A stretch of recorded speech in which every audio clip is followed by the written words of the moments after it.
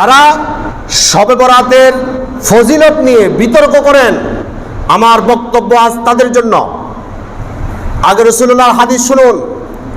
সুনান ইবনে মাজার হাদিস, হাদিস নাম্বার 1390, 1390। আন আবি মুসা আশআরী রাদিয়াল্লাহু তাআলা আনহু قال قال رسول الله صلى الله عليه وسلم ان الله لا يطلع في ليله النصف من شعبان فيغفر لجميع خلقه الا لمشرك او مشاحن। এই হাদিস কানা ভিন্ন ভিন্ন 8জন সাহাবী থেকে 8টি কিতাবের মধ্যে নবী করিম সাল্লাল্লাহু আলাইহি সাল্লামের কাছ থেকে বর্ণিত হয়েছে। আমি রেফারেন্সগুলো বলছি, ভালো করে লক্ষ্য করেন। সুনান ইবনে মাজাতে এই হাদিসখানা আবু মুসা আশআরী রাদিয়াল্লাহু তাআলা আনহু থেকে বর্ণিত হয়েছে। সুনানে আহমদের মধ্যে এই হাদিসখানা হযরত আব্দুল্লাহ বিন আমর রাদিয়াল্লাহু তাআলা আনহু থেকে বর্ণিত হয়েছে। সুনানে বাজ্জারের মধ্যে এই হাদিসখানা আউফ ইবনে মালিক রাদিয়াল্লাহু তাআলা আনহু থেকে বর্ণিত হয়েছে। তাবরানীতে এই হাদিসখানা মুআজ ইবনে জাবাল রাদিয়াল্লাহু তাআলা আনহু থেকে বর্ণিত হয়েছে। ইবনু আবি আসিম আস-সুন্নাহ কিতাবের মধ্যে হযরত আবু সালাবা রাদিয়াল্লাহু তাআলা আনহু থেকে এই হাদিসখানা বর্ণিত হয়েছে। আল মাজমাউল জাওয়াহিদ কিতাবের মধ্যে হযরত আবু হুরায়রা রাদিয়াল্লাহু তাআলা আনহু থেকে এই হাদিসটা বর্ণিত হয়েছে। মুসনাদে বারজাখ গ্রন্থের মধ্যে হযরত আবু বকর সিদ্দিক রাদিয়াল্লাহু তাআলা আনহু থেকে বর্ণিত হয়েছে।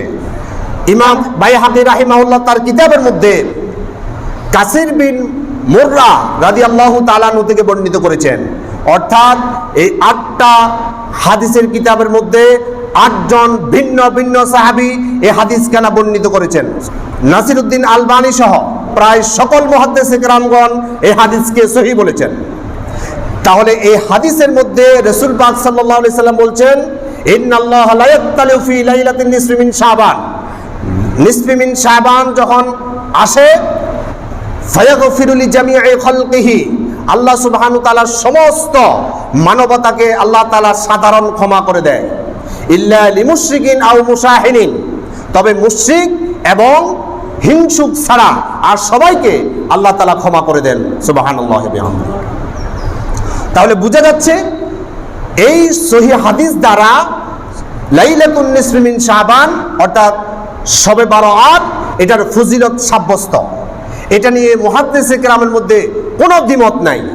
এখন আমাদের দেশে যারা শবে বরাত বলতে কিছু নাই, এটাকে পাত্তাই দিতে চায় না, এটাকে গ্রহণ করতে চায় না, তারা কি সঠিক পথে আছে না ভুল পথে আছে? রাসূলের 8জন সাহাবী, প্রখ্যাত সাহাবী থেকে এই হাদিস বর্ণিত, সকল মুহাদ্দিসে কেরামের কাছে এই হাদিস হাসান পর্যায়ে পৌঁছেছে এবং এটা সহিহ হাদিস বলে প্রমাণিত। তার মানে লাইলাতুন নিসফি মিন শাবান একটা ফজিলত সমৃদ্ধ রাত, এটাতে কোনো সন্দেহ নাই। কেউ এটাকে ফরজ বানিয়ে ফেলতেছে, আবার কেউ একেবারে এই শবে বরাতকে তুচ্ছ তাচ্ছিল্য করে একেবারে ফেলে দিচ্ছে। আজকে আমরা কোরআন এবং হাদিস থেকে এই বিষয়টা সুস্পষ্ট ধারণা নেব। আল্লাহ তাআলা তৌফিক দিক, আমরা বলি আমিন। তবে আমার সকল শ্রোতাদের উদ্দেশ্যে আমার একটা কথা অনুরোধ করব আমি, সেটা হচ্ছে আজকের আলোচনার মাঝখানে যদি 1টা মিনিট আপনি অমনোযোগী থাকেন তাহলে আপনি মূল কনসেপ্ট নিতে পারবেন না। এজন্য একেবারে শেষ পর্যন্ত খুব মনোযোগ সহকারে এই বিষয়টা ভালোভাবে জানবো, যাতে করে আর কখনো এটা নিয়ে অন্তত আমার ভিতরে কোনো সন্দেহ সংশয় সৃষ্টি না হয়। আল্লাহ তাআলা তৌফিক দিক, আমরা বলি আমিন। সর্বপ্রথম কথা হচ্ছে শবে বরাত এটার নামকরণ নিয়ে আমরা শুরু করতে চাই। শবে বরাত শব্দটি ফার্সি শব্দ। শব অর্থ রাত্র, বরাত অর্থ ভাগ্য। শবে বরাতের অর্থ দাঁড়ায় ভাগ্য রজনী, অর্থাৎ যে রাত্রিতে মানুষের ভাগ্য লিপিবদ্ধ হয়।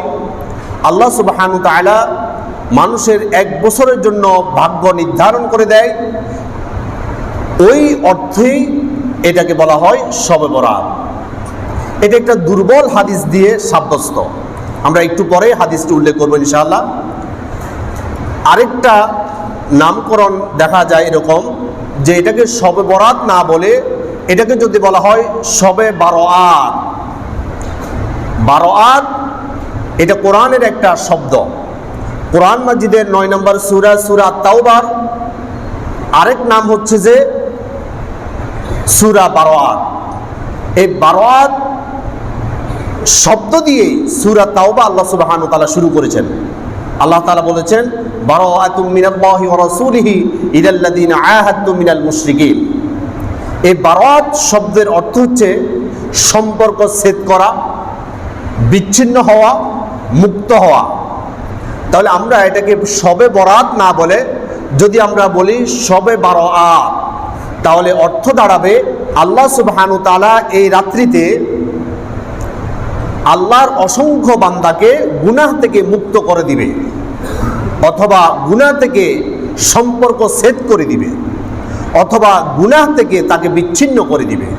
এটা একটা সহিহ হাদিস দ্বারা সাব্যস্ত। এই হাদিসটি এসেছে সুনান ইবনে মাজার হাদিস, হাদিস নাম্বার 1390 অর্থাৎ 1390। عن أبي موسى الأشعري رضي الله تعالى عنه قال قال رسول الله صلى الله عليه وسلم।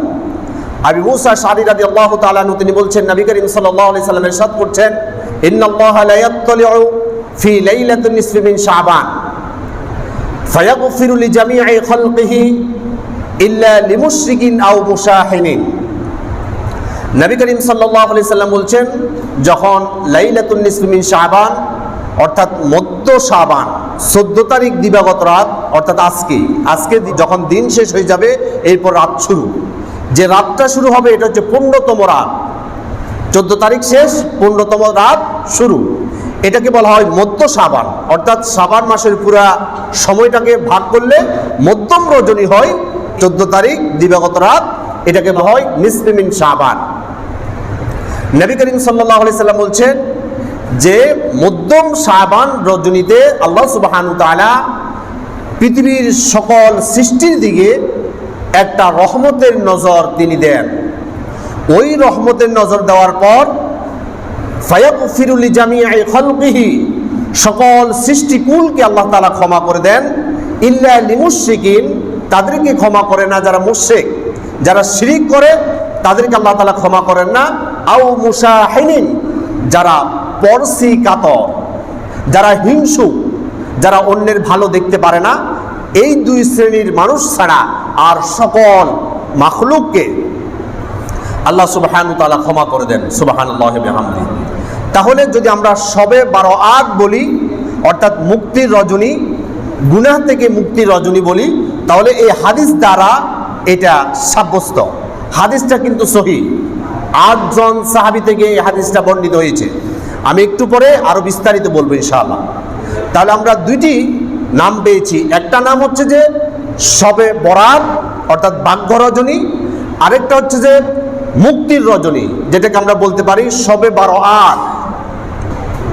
এটা একটা সহিহ এবং বিশুদ্ধ হাদিস দ্বারা সাব্যস্ত যে শবে বারাত যথাযথ একটা নাম, কিন্তু শবে বরাত যদি আপনি বলেন তাহলে হবে ভাগ্য রজনী। এটা একটা দুর্বল হাদিস দিয়ে সাব্যস্ত। আসলে আমরা দুর্বল হাদিসটা কি আমরা একটু জানার চেষ্টা করি। এটা মিশকাতুল মাসাবির হাদিস, হাদিস নাম্বার 1305 অর্থাৎ 1305। আন আয়েশা রাদিয়াল্লাহু তাআলা আনহা আন্না রাসূলুল্লাহ সাল্লাল্লাহু আলাইহি সাল্লাম, হযরত আয়েশা সিদ্দিকা রাদিয়াল্লাহু তাআলা আনহা তিনি বলছেন নবী করিম সাল্লাল্লাহু আলাইহি সাল্লাম একদিন আমাকে বলছেন হাল তাদরিনা মা হাযিহিল লাইল ইয়ানি লাইলাতুন নিসফি মিন শাবান। হে আয়েশা, আজকের এই রাত সম্পর্কে তুমি কি কিছু জানো? এই যে মধ্য শাবান রজনী সম্পর্কে।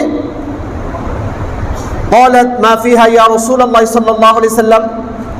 হযরত আয়েশা সিদ্দিকা রাদিয়াল্লাহু তাআলা আনহা রাসূলকে বললেন ইয়া রাসূলুল্লাহ, আমি তো এই সম্পর্কে কিছু জানি না, আপনি মেহেরবানি করে যদি আমাকে কিছু বলতেন।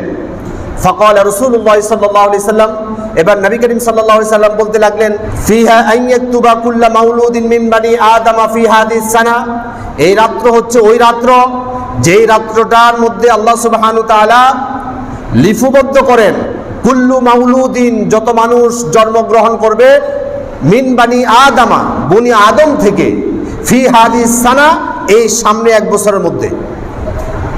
অর্থাৎ সামনে 1 বছরে যত মানুষ পৃথিবীতে জন্মগ্রহণ করবে সব মানুষগুলোর নাম আজকে রাত্রিতে লিপিবদ্ধ করা হয়। এরপরে নবী করিম সাল্লাল্লাহু আলাইহি সাল্লাম বলছেন অফিহা আইয়াকতুবু কুল্লু হালিকিন মিন বানি আদমা ফি হাদিস সানা, এবং কি আল্লাহ সুবহানাহু ওয়া তাআলা আগামী 1 বছরের মধ্যে যারা দুনিয়া থেকে বিদায় নিবে অর্থাৎ ইন্তেকাল করবে প্রত্যেক বনি আদমের নামগুলো আল্লাহ সুবহানাহু ওয়া তাআলা এই রাত্রির মধ্যে নির্ধারণ করে দেয়। অফিহা তুরফাউ আমালুহুম, এবং বান্দার সকল আমলগুলো এই রাত্রে আল্লাহর দরবারে ফেরেশতারা পেশ করেন।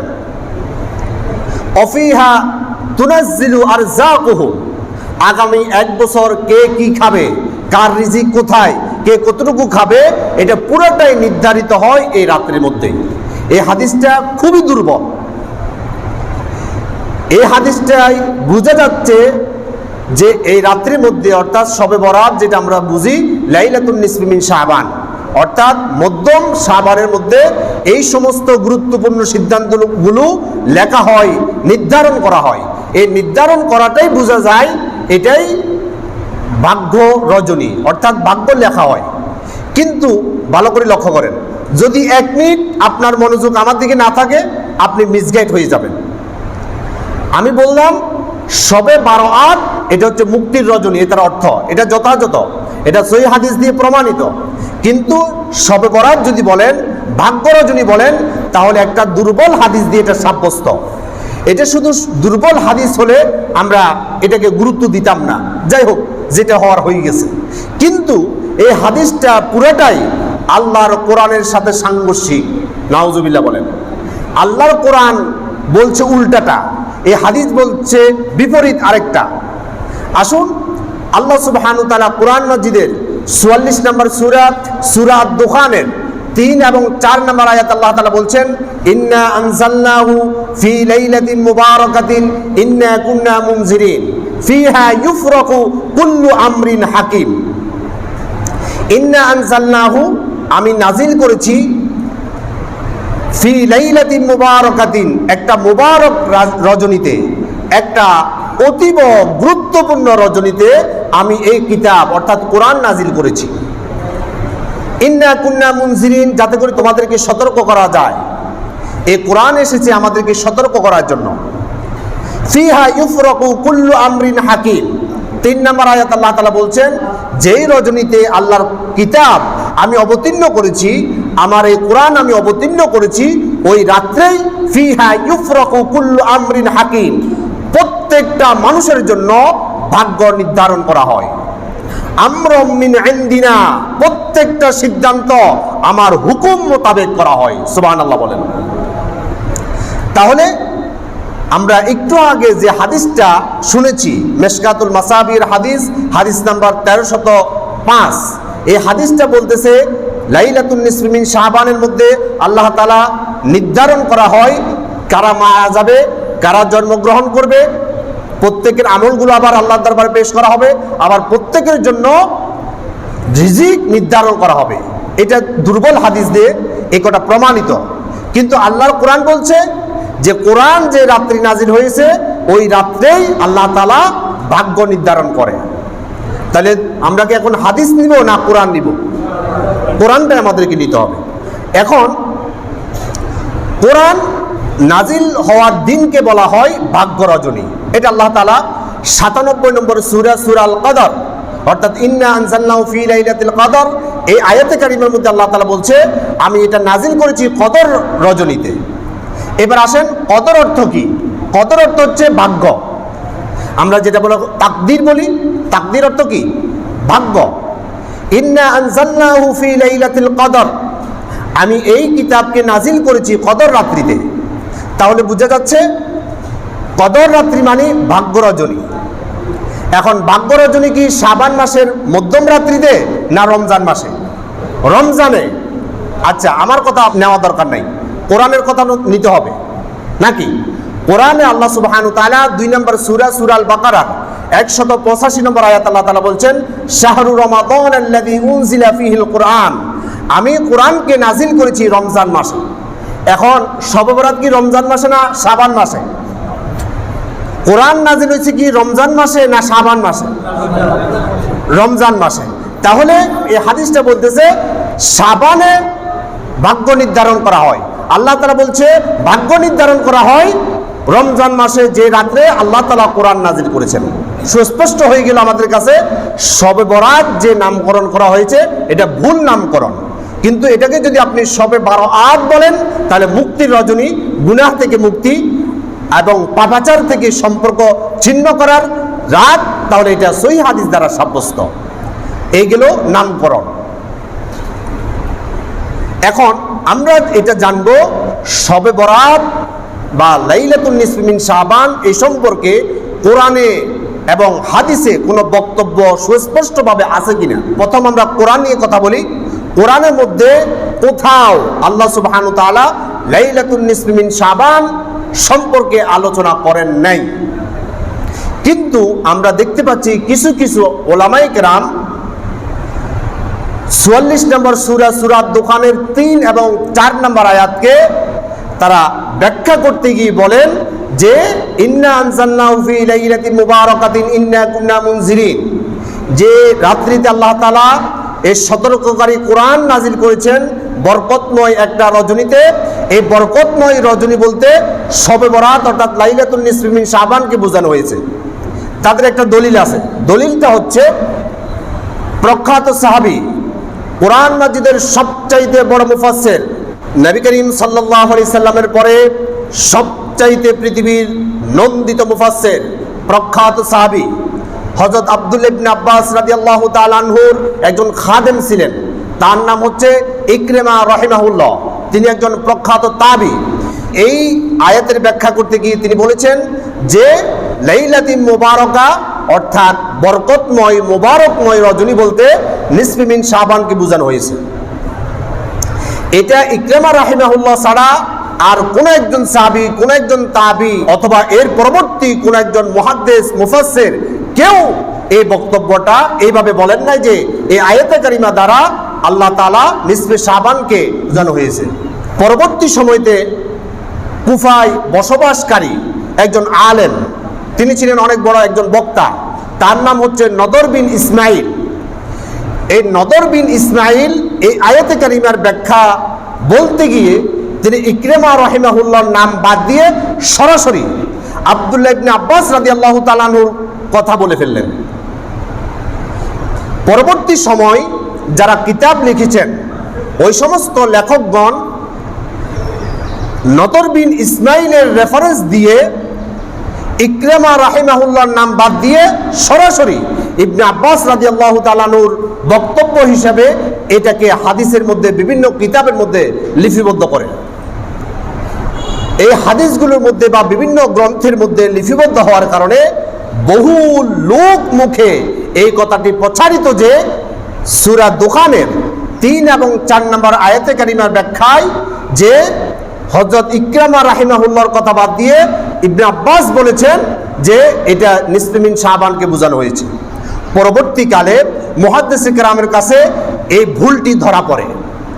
ভুলটি ধরার পর মুহাদ্দিস কেরামগণ এটাকে একেবারে বাতিল হিসেবে, ভ্রান্ত একটা বক্তব্য হিসেবে আখ্যায়িত করেছেন।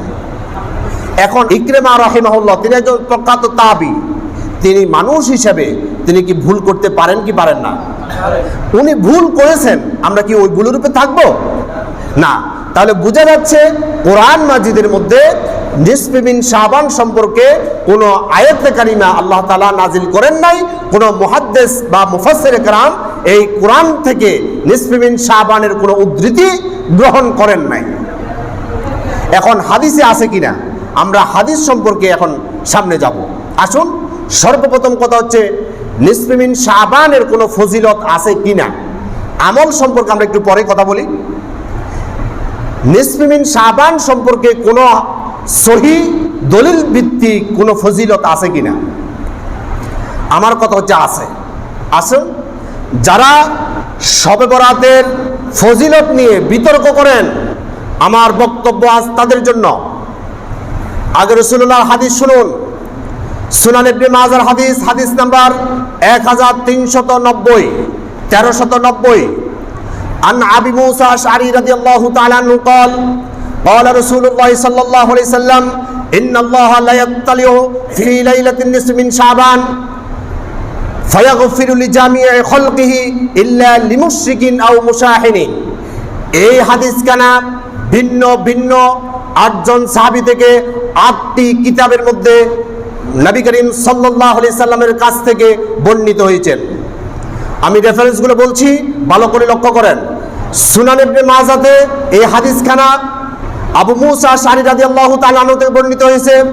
সুনানে আহমদের মধ্যে এই হাদিসখানা হযরত আব্দুল্লাহ বিন আমর রাদিয়াল্লাহু তাআলা আনহু থেকে বর্ণিত হয়েছে। সুনানে বাজ্জারের মধ্যে এই হাদিসখানা আউফ ইবনে মালিক রাদিয়াল্লাহু তাআলা আনহু থেকে বর্ণিত হয়েছে। তাবরানীতে এই হাদিসখানা মুআজ ইবনে জাবাল রাদিয়াল্লাহু তাআলা আনহু থেকে বর্ণিত হয়েছে। ইবনু আবি আসিম আস-সুন্নাহ কিতাবের মধ্যে হযরত আবু সালাবা রাদিয়াল্লাহু তাআলা আনহু থেকে এই হাদিসখানা বর্ণিত হয়েছে। আল মাজমাউল জাওয়াহিদ কিতাবের মধ্যে হযরত আবু হুরায়রা রাদিয়াল্লাহু তাআলা আনহু থেকে এই হাদিসটা বর্ণিত হয়েছে। মুসনাদে বারজাখ গ্রন্থের মধ্যে হযরত আবু বকর সিদ্দিক রাদিয়াল্লাহু তাআলা আনহু থেকে বর্ণিত হয়েছে। ইমাম বাইহাকী রাহিমাহুল্লাহ তার কিতাবের মধ্যে কাসির বিন মুররা রাদিয়াল্লাহু তাআলা আনহু থেকে বর্ণিত করেছেন। অর্থাৎ এই 8টা হাদিসের কিতাবের মধ্যে 8 জন ভিন্ন ভিন্ন সাহাবী এই হাদিসখানা বর্ণিত করেছেন। সুবহানাল্লাহ বলেন। মুহাদ্দিসে কেরামগণ নাসিরউদ্দিন আলবানী সহ প্রায় সকল মুহাদ্দিসে কেরামগণ এই হাদিসকে সহিহ বলেছেন। তাহলে এই হাদিসের মধ্যে রাসূল পাক সাল্লাল্লাহু আলাইহি সাল্লাম বলছেন, ইন্নাল্লাহা লা ইয়াত্তালিউ ফি লাইলাতিন নিসফি মিন শাবান, নিসফি মিন শাবান যখন আসে ফায়াগফিরু লিজামিই খালকিহি, আল্লাহ সুবহানাহু ওয়া তাআলা সমস্ত মানবতাকে আল্লাহ তাআলা সাধারণ ক্ষমা করে দেয়। ইল্লা লিমুশরিকিন আও মুশাহিনিন, তবে মুশরিক এবং হিংসুক ছাড়া আর সবাইকে আল্লাহ তাআলা ক্ষমা করে দেন। সুবহানাল্লাহি বিহামদিহি। তাহলে বোঝা যাচ্ছে এই সহিহ হাদিস দ্বারা লাইলাতুন নিসফি মিন শাবান অর্থাৎ শবে বারাত এটার ফজিলত সাব্যস্ত। এটা নিয়ে মুহাদ্দিসে কেরামের মধ্যে কোনো দ্বিমত নাই। এখন আমাদের দেশে যারা শবে বরাত বলতে কিছু নাই, এটাকে পাত্তাই দিতে চায় না, এটাকে গ্রহণ করতে চায় না, তারা কি সঠিক পথে আছে না ভুল পথে আছে? রাসূলের 8 জন সাহাবী, প্রখ্যাত সাহাবী থেকে এই হাদিস বর্ণিত, সকল মুহাদ্দিসে কেরামের কাছে এই হাদিস হাসান পর্যায়ে পৌঁছেছে এবং এটা সহিহ হাদিস বলে প্রমাণিত। তার মানে লাইলাতুন নিসফি মিন শাবান একটা ফজিলত সমৃদ্ধ রাত, এটাতে কোনো সন্দেহ নাই। কিন্তু তারা ব্যতীত যারা আল্লাহর সাথে শিরিক করে তাদের কোনো গুনাহ আল্লাহ তাআলা ক্ষমা করবেন না। শিরিক এত ভয়ঙ্কর গুনাহ, জীবনের কোন একটা প্রান্তে গিয়ে আপনি একটা শিরিক করে ফেলেছেন, আল্লাহর কোরআন সাক্ষী দিচ্ছে আপনার জীবনের সমস্ত আমলগুলো আল্লাহ তাআলা নিমেষে ধ্বংস করে দিবেন। নাউজুবিল্লাহ বলেন।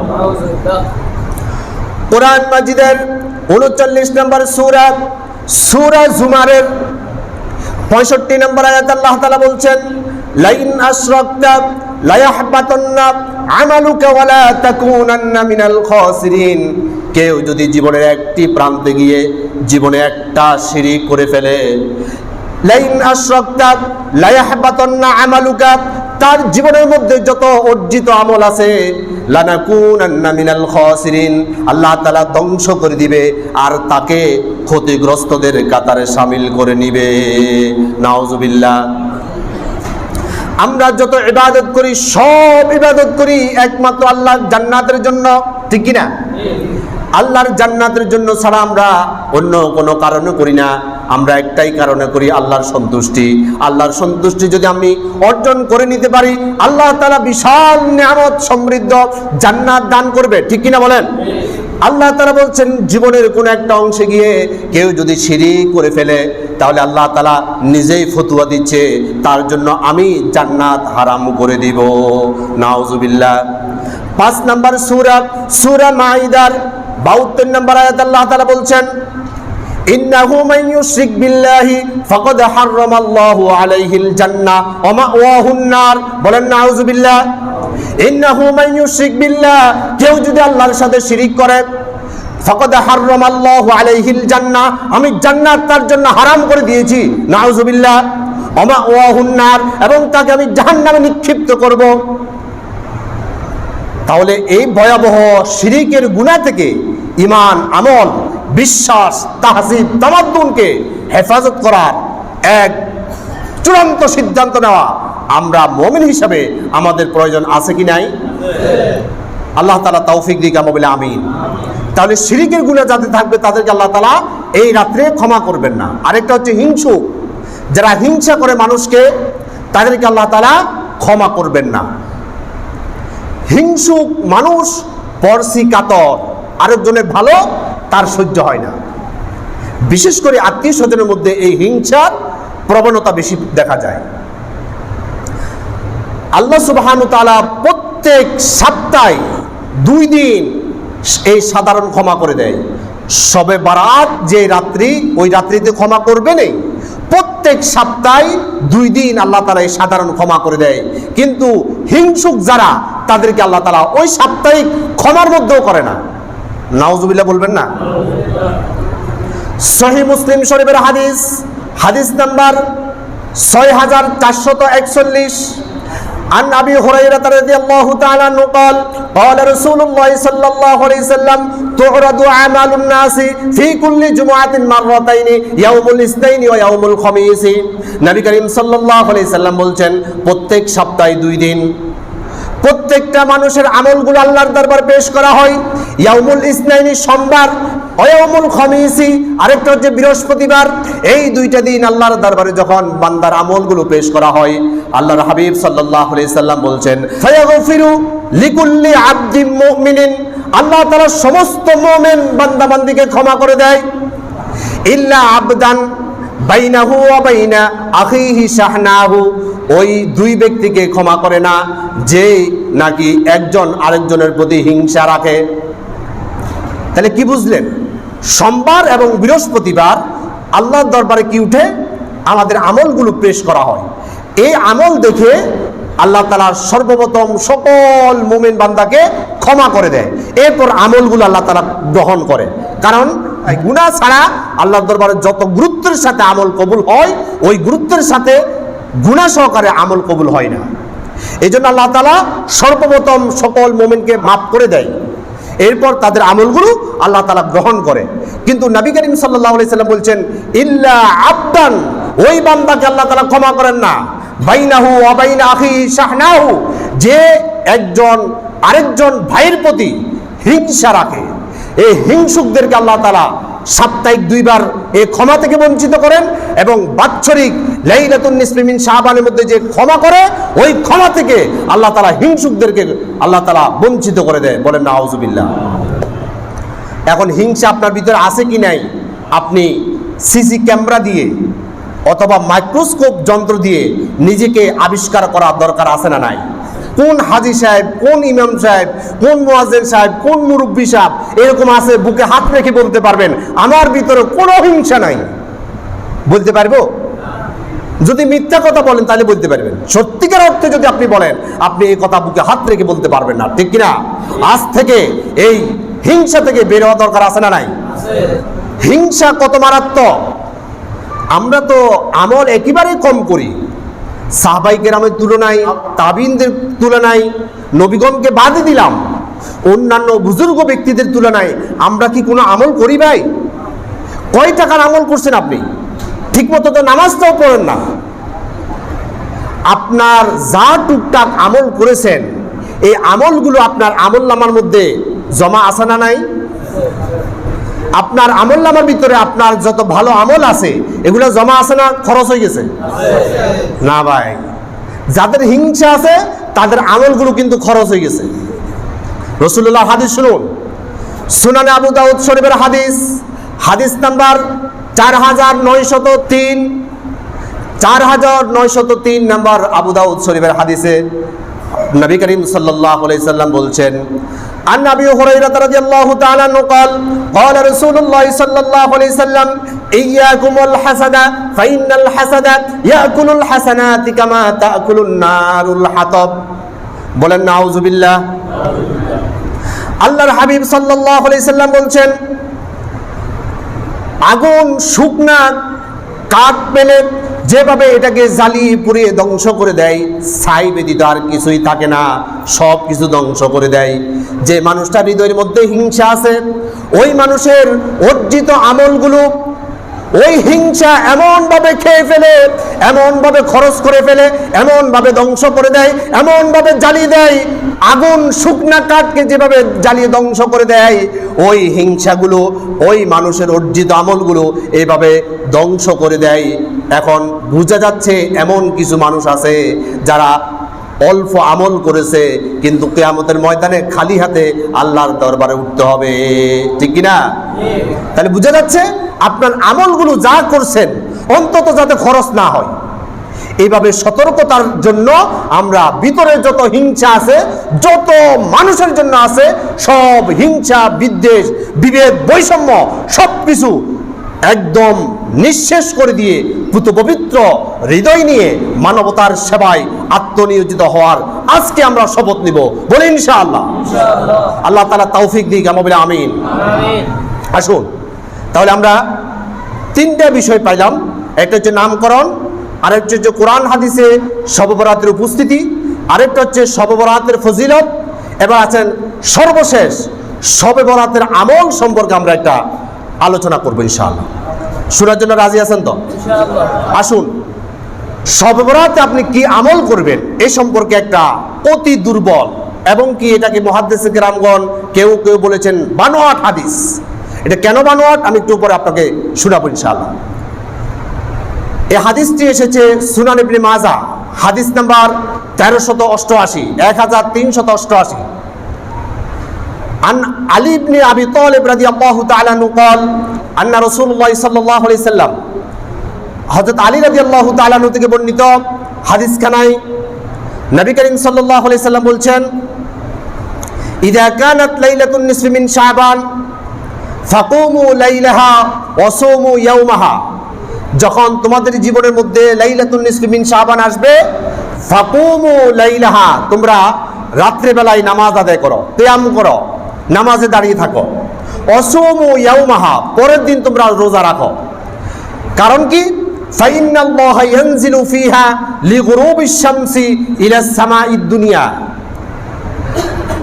এই দিন সূর্য ডুবার পরপরেই আল্লাহ তাআলা দুনিয়ার আসমানে নেমে আসেন। ফায়াকুলু, এবং আল্লাহ তাআলা বলতে থাকেন, আলা মিন মুস্তাগফিরিন ফাগফির লাহু, কেউ কি আসো আমার কাছে ক্ষমা চাইবে, আমি তোমাকে ক্ষমা করে দিব। আলা মিন মুস্তারজিকিন ফারযাকুহু, কেউ কি রিজিকের অভাবে আসো আমার কাছে চাও, আমি তোমার রিজিক প্রশস্ত করে দেব। আলা মুবতালি ফাউআফিয়াহু, কেউ কি দুঃখে দুর্দশায় ক্ষতিগ্রস্ততার মধ্যে আসো আমার কাছে চাও, আমি তোমাকে আজকে নিরাপদ করে দিব। হাত্তা ইয়াতলি আল ফাজর, এটা ফজর পর্যন্ত আল্লাহ তাআলা দুনিয়ার আসমানে এসে মানুষকে এইভাবে ডাকতে থাকে। এটা একেবারে বানোয়াট হাদিস। আমি কেন এগুলো বলতেছি? আপনি আজকে দেখতেছেন আমি একরকম বলছি, আরেক হুজুর কাছে যাই আরেক রকম আপনি শুনতেছেন। হুজুর এই দুর্বল হাদিস দিয়ে আপনাকে বুঝিয়ে দিল এই ফজিলত আছে, আবার আরেকজন সহি হাদিস দিয়ে আপনাকে বুঝিয়ে দিল না এটা কোনো দলিল নাই। আপনি কোন দিকে যাবেন? আপনি তো কিছু জানেন না। আজকে যদি আপনি মনোযোগ সহকারে আমার বক্তব্যটা, আমার এই লেকচারটা আপনি শুনেন, আপনার অন্তত আপনার ভিতরে কেউ সন্দেহ ঢুকাতে আর পারবে না। পারবে ভাই? যারা মোটামুটি এ পর্যন্ত শুনছেন বা বুঝছেন, আপনি বলেন এই শবে বরাত সম্পর্কে আপনার একটা শরীয়তের একটা মূল কনসেপ্ট আপনার মধ্যে হয়েছে কি হয় নাই? হয়েছে। তাহলে এই হাদিসের মধ্যে বোঝা যাচ্ছে আপনি রাত্রিবেলা নামাজ আদায় করবেন, পরের দিন আপনি রোজা রাখবেন এবং সারা রাত আপনি আল্লাহর কাছে চাইবেন, আল্লাহ তাআলা আপনাকে দেওয়ার জন্য সারা রাত এভাবে দুনিয়ার আসমানে এসে ডাকতে থাকেন। এই হাদিসটা দুর্বল কেন, বানোয়াট কেন, জাল কেন? ইমাম বুখারী রাহিমাহুল্লাহ তিনি বলছেন, এই হাদিসটা যিনি বর্ণনা করেছেন তার নাম হচ্ছে ইবনু আবি সাবরা। এই ইবনু আবি সাবরা সকল মুহাদ্দিস কেরামগণ তাকে মিথ্যুক বলে অভিযুক্ত করেছেন, অর্থাৎ তিনি রাসূলের নামে হাদিস বানিয়ে বলতেন। এই কারণে এই হাদিসটা তার থেকে বর্ণনা হওয়ার কারণে সকল মুহাদ্দিস কেরাম বলতেছে যেহেতু মৃত্যুকের কাছ থেকে হাদিসটা এসেছে, এটা বানোয়াট, এটা কোনো গ্রহণযোগ্য হাদিস হতে পারে না। আপনাকে আরেকটা মূল কনসেপ্ট মনে রাখতে হবে, শরীয়তের কোনো আমল দুর্বল হাদিস দিয়ে সাব্যস্ত হবে না। কারণ শরীয়তের কোনো আমল, কোনো ইবাদত দুর্বল হাদিস দিয়ে এই জন্যই সাব্যস্ত হবে না, কারণ ইবাদত হচ্ছে ইসলাম, ইবাদত হচ্ছে ইসলামী শরিয়া। ইসলামী শরিয়াত কোনো দুর্বল বর্ণনায় অথবা সন্দেহ সংশয় দিয়ে কোনো ইসলামী শরিয়ত কায়েম হতে পারে না। তবে দুর্বল হাদিস দিয়ে আমলের ফজিলত বর্ণনা হতে পারে, ফজিলত সাব্যস্ত হতে পারে। যেমন রোজা, এটা সহিহ হাদিস দিয়ে সাব্যস্ত হয়, কিন্তু রোজা রাখলে আল্লাহ তাআলা জাহান্নাম থেকে মুক্তি দিবে, অনেক অনেক সওয়াব দিবে। এটা যদি দুর্বল হাদিস হয় তাহলে এটা ফজিলতের জন্য এটা সাব্যস্ত, কিন্তু আগে রোজার জন্য সহিহ আল্লাহর বিধান লাগবে, হয়তো কোরআনের আয়াত অথবা আল্লাহ রাসূলের বিশুদ্ধ হাদিস। যদি আপনি এটা পেয়ে যান, এরপর আপনি এটার ফজিলত সম্পর্কে যদি কোনো দুর্বল হাদিস আসে, এটা গ্রহণ করতে কোনো আপত্তি নাই। তবে কোনো ইবাদতের ক্ষেত্রে, কোনো আমলের ক্ষেত্রে দুর্বল হাদিস দিয়ে কোনো আমল বা ইবাদত সাব্যস্ত হবে না। কোনো ওলামায়ে কেরাম এই কথা বলে যাচ্ছে যে এই রাত্রির মধ্যে মসজিদে তালা বন্ধ করে রাখবেন, কেউ এই রাত্রির মধ্যে নামাজ পড়বেন না। নামাজ পড়লে বেদাত, নামাজ পড়লে বেদাত, রোজা রাখলে বেদাত। আমি বলবো আপনার এই চরমপন্থা মানুষকে বিভ্রান্ত করার জন্য যথেষ্ট, ঠিক কিনা বলেন? রাসূলের হাদিস থেকে শুনুন, আপনি কি রাত্রিবেলা আল্লাহর কাছে চাইতে পারবেন না? রাসূলুল্লাহর হাদিস থেকে শুনুন, সহিহ বুখারীর হাদিস, হাদিস নাম্বার 1145, আন আবি হুরায়রা রাদিয়াল্লাহু তাআলা আনহু قال قال رسول الله صلى الله عليه وسلم ينزل ربنا تبارك وتعالى كل ليلة إلى السماء الدنيا حين يبقى ثلث الليل الآخر। নবী করিম সাল্লাল্লাহু আলাইহি সাল্লাম বলছেন, ইয়ানজিলু রাব্বুনা, আমার রব আল্লাহ তাবারক ওয়া তাআলা, কুল্লু লাইলাতিন, প্রত্যেক রাত্রে, ইলাস সামাই দুনিয়া, দুনিয়ার আকাশে নেমে আসেন, হিনা ইয়াবকা সুলুসাইল লাইলিল আখির, রাত্রে 3 ভাগের 2 ভাগ যখন শেষ হয়ে যায়, আরেক ভাগ যখন অবশিষ্ট থাকে, এই অবস্থায় আল্লাহ সুবহানাহু ওয়া তাআলা আরশ আজিম থেকে প্রথম আসমানে অর্থাৎ দুনিয়ার আসমানে নেমে আসেন, কুল্লু লাইলাতিন, প্রত্যেক রাত্রে। এবং কেন আসে? আল্লাহ রাসূল সাল্লাল্লাহু আলাইহি সাল্লাম বলছেন, ইয়াকুলু মাইয়াদউনি ফাস্তাজিব লাহু, আল্লাহ তাআলা বান্দাকে ডাকতে থাকে, কেউ কি আমার কাছে চাইবে, ফাস্তাজিব লাহু, আমি তোমার জবাব দেওয়ার জন্য আমি এসেছি। মাইয়াসআলুনি, কেউ কি আমার কাছে কিছু চাইবে, ফাউতিহু, আমি তোমাকে দেওয়ার জন্য আমি দুনিয়া আসমানে নেমে এসেছি। মাইয়াস্তাগফিরুনি, কেউ যদি আমার কাছে মাগফিরাত চাইবে, ফাগফির লাহু, আমি তোমাকে ক্ষমা করার জন্য আমি নেমে এসেছি। সুবহানাল্লাহ। আচ্ছা, প্রত্যেক রাত্রে আল্লাহ তাআলা দুনিয়ার আসমানে আসে, এটা সহিহ হাদিস দ্বারা সাব্যস্ত। প্রতিদিনের ভিতরে নিসফে মিন শাবানের রাত্রে কি আল্লাহ আসবেন না? আসবেন না? এখন ওই দিন আল্লাহ তাআলা সবাইকে ক্ষমা করে দিবে, মুশরিক এবং হিংসুককে মাফ করবেন না। আমি আপনি জানি না আমার আমলনামার ভিতরে হিংসা জনিত গুনাহ আছে কিনা, আমি জানি না শিরক জনিত কোনো গুনাহ আছে কিনা। আপনি যদি ওই রাত্রে উঠে আল্লাহকে বলেন, আয় আল্লাহ, আমি তো জানি না আমার আমলনামার ভিতরে হিংসার গুনাহ আছে কিনা, শিরকের গুনাহ আছে কিনা, তুমি তো সবাইকে মাফ করবে, কিন্তু এই 2 শ্রেণীকে মাফ করবে না। আমি জানি না আমার আমলনামার মধ্যে এই 2 শ্রেণীর কোনো গুনাহ আছে কিনা, আল্লাহ তুমি আমাকে ক্ষমা করে দাও। আল্লাহ যখন আপনাকে ডাকে, আপনি উঠে ডাকের সাড়া দেওয়া, এটা কি জায়েজ না নাজায়েজ? এটা নিয়ে বিতর্ক করা কোনো দরকার আছে? তাহলে এখানে আমাদের একটা ভুল আছে, আল্লাহ ডাকেন শেষ রাতে নাকি প্রথম রাত্রে? আমরা শবে বরাত যেদিন, ওই দিন কি আমরা মসজিদে আসি শেষ রাতে না প্রথম রাতে? প্রথম রাতে। অর্থাৎ আমরা যখন আসি তখন আল্লাহ প্রথম আসমানে আসেন না, আল্লাহ ডাকেন না। আবার আল্লাহ যখন এসে ডাকে তখন আপনি আসেন না, আপনি ঘুমান। তাহলে কি আল্লাহর ডাকের সাথে আপনার জবাবের, আপনার চাওয়ার কি সামঞ্জস্য হলো না বিপরীত হইল? তাহলে আমাদেরকে এই টেন্ডেন্সি থেকে বেরিয়ে আসতে হবে যে মসজিদে যাওয়া দরকার নাই। আপনি আপনার ঘরের ভিতরে তাহাজ্জুদের নামাজ পড়ি, আল্লাহর কাছে যদি চান, আল্লাহকে আপনাকে দিতে পারে কি পারেন না? পারে কি না? তাহলে আমরা এই রাত্রে ইবাদত বন্দি করতে যদি কারো সুযোগ থাকে, কারো যদি আগ্রহ জাগে, কারো যদি এই চিন্তা আসে অনেক তো গুনাহ করলাম, আজকে অন্তত আল্লাহর দয়ার মধ্যে নিজেকে শামিল করার জন্য আমি কিছু ইবাদত বন্দি করব, আমার মাইন্ডের ভিতরে কোনো শবে বরাত থাকা দরকার নাই, শবে বরাতটা রাখার দরকার নাই। এজন্য শবে বরাতের আমলগুলো দুর্বল হাদিস দিয়ে সাব্যস্ত। আপনার সুযোগ আছে, আপনি এই শবে বরাতের রাতে উঠে আল্লাহর কাছে চাইবেন, এটা সহিহ হাদিস দ্বারা সাব্যস্ত। আপনি মাথা রাখা দরকার নাই আজকে কোন দিন, আজকে সুযোগ পেয়েছি, আমি উঠে আল্লাহর কাছে চাইবো, প্রাণ ভরে আল্লাহর কাছে বলবো, আল্লাহ তুমি আমাকে দাও। আল্লাহ দিবে কি দিবে না? জায়েজ আছে না নাই? আছে। এবার আপনি রোজা রাখবেন কিনা, রোজা রাখার ক্ষেত্রে এখন এই হাদিসটা হচ্ছে দুর্বল।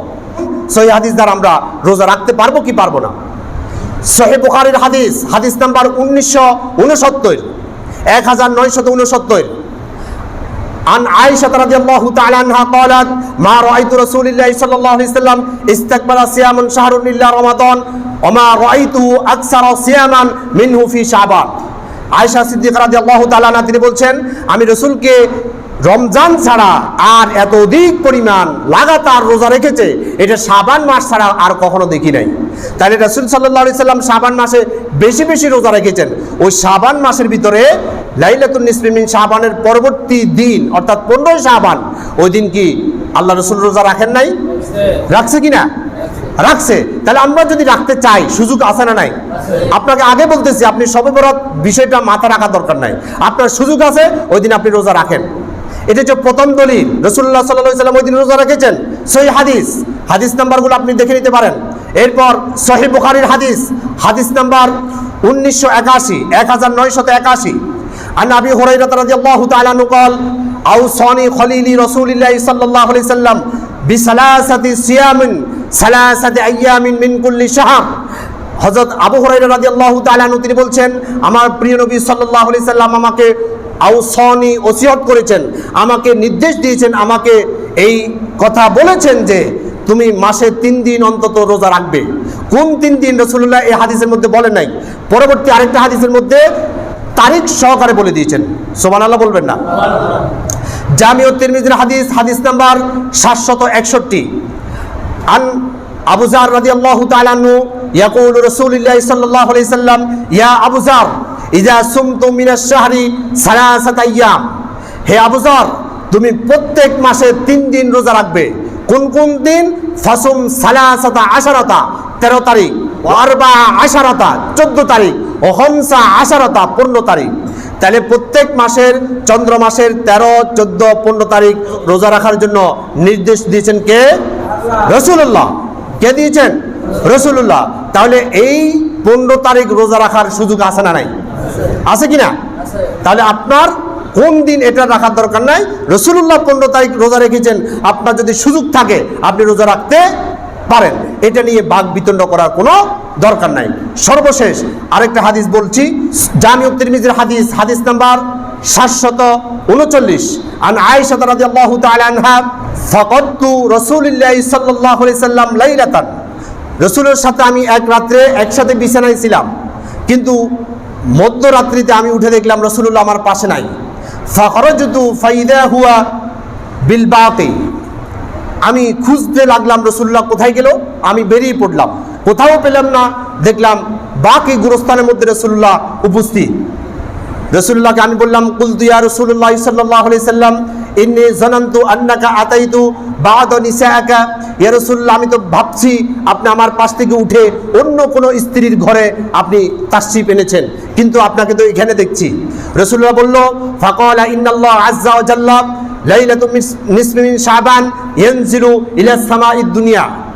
হে আয়েশা, তুমি কি জানো আল্লাহ সুবহানাহু তাআলা এই শবে বরাতের রাত্রে অর্থাৎ লাইলাতুন নিসফি মিন শাবান রাত্রিতে আল্লাহ তাআলা দুনিয়ার আসমানে নেমে আসেন এবং ফায়াগফিরু লিআকসার মিন আদাদি শারি গনামি কালবুন।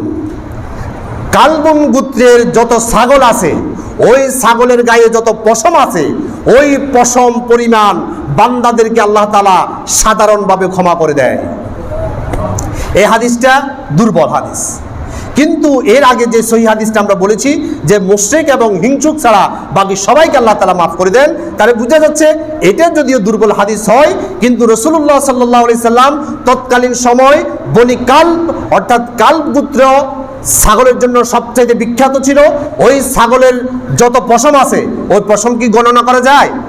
পশম তো গণনা করা যায় না। রাসূলুল্লাহ এটা অধিক সংখ্যক বোঝানোর জন্য এই কথাটা বলেছেন, যদিও এটা দুর্বলভাবে এটা প্রমাণিত। তবে কথা হচ্ছে যে রাসূলুল্লাহ অধিক সংখ্যক মাগফিরাতের বিষয়টা বলতে চেয়েছেন, যেটা সহিহ হাদিস দ্বারাও সাব্যস্ত। তাহলে আমরা আজকে মূল কনসেপ্টটা নিলাম শবে বরাত, এটা শবে কদর। শবে বরাত এটা হচ্ছে ফার্সি শব্দ, এটার অর্থ হচ্ছে ভাগ্য রজনী। আবার লাইলাতুল কদর এটা হচ্ছে আরবি, এটার অর্থ হচ্ছে ভাগ্য রজনী। তাহলে কথা এক, অর্থ এক, কিন্তু ভাষাগত ভিন্ন। শবে বরাত এটা হচ্ছে যে ফার্সি ভাষা, আর লাইলাতুল কদর এটা হচ্ছে আরবি ভাষা। তাহলে শবে বরাত এটা সঠিক শব্দ নয়, সঠিক হচ্ছে শবে বারাত অর্থাৎ মুক্তির রজনী। তাহলে আমরা বুঝলাম কেউ যদি আমল করতে চায় অবশ্যই এই রাত্রে একটা ফজিলত আছে। আপনি যদি আমল করতে চান এই রাতটা মাথায় না রেখে, আপনি যেহেতু সুযোগ পেয়েছেন এই রাত্রে আমল করার জন্য, আজকের দিনে আপনি রোজা রাখার জন্য, আপনার এই সুযোগটা আপনি কাজে লাগান। শবে বরাতের জন্য এই চিন্তাটা মাথা না রাখে যদি আপনি আমল করেন, এটা সহিহ সুন্নাহ হিসাবে আপনার আমলটা প্রমাণিত। সুতরাং এই নিয়ে কোনো বাকবিতণ্ড বা তর্ক বিতর্ক আর দরকার আছে? মূল কনসেপ্টটা আজকে আমরা পেলাম। এই আলোকে বাকি জীবনটুকু আল্লাহ তাআলার রাহে নিজেদেরকে শামিল করে নিজেদেরকে সাজানোর জন্য আল্লাহ তাআলা আমাদেরকে তৌফিক দান করুক।